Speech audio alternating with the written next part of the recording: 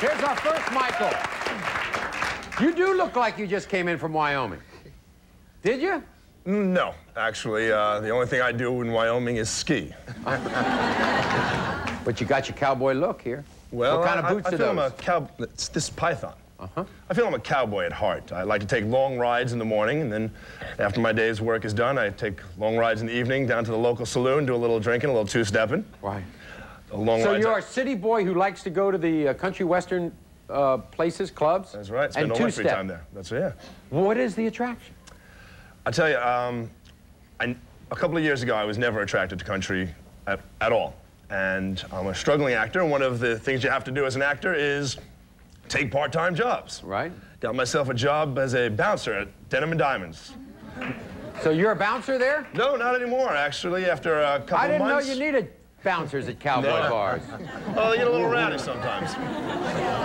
After a couple of months of learning different dances every night, I got drafted onto the dance team called the Outlaws. I've been doing that ever since. Oh, well, that's terrific. Now I'm in love with country. Right.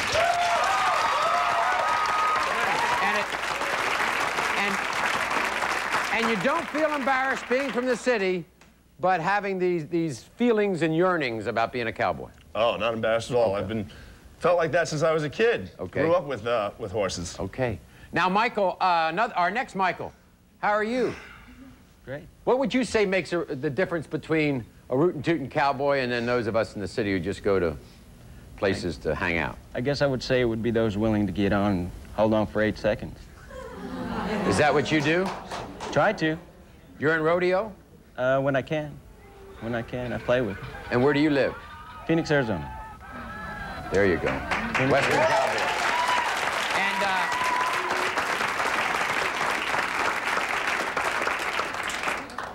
so where'd you get that name, Beef? Beef? Well,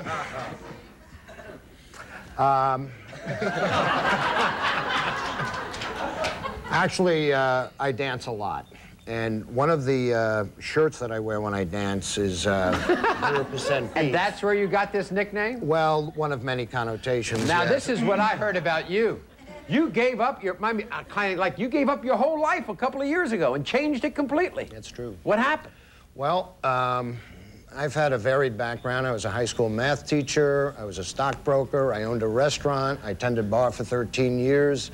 I worked for a financial printing company. And currently, I just got accepted into a master's program in criminology. Yeah. 2 years ago, I had never seen a country western dance in my life. I stopped in the Denim & Diamonds one night, loved the energy, started dancing. I know over 60 dancers now.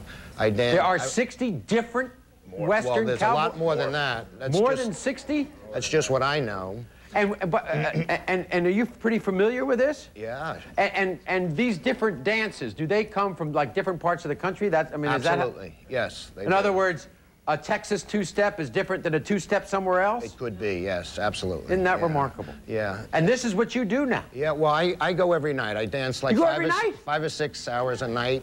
And at one period of time, I was... Wait a second, you dance 5 or 6 hours a night? That's it.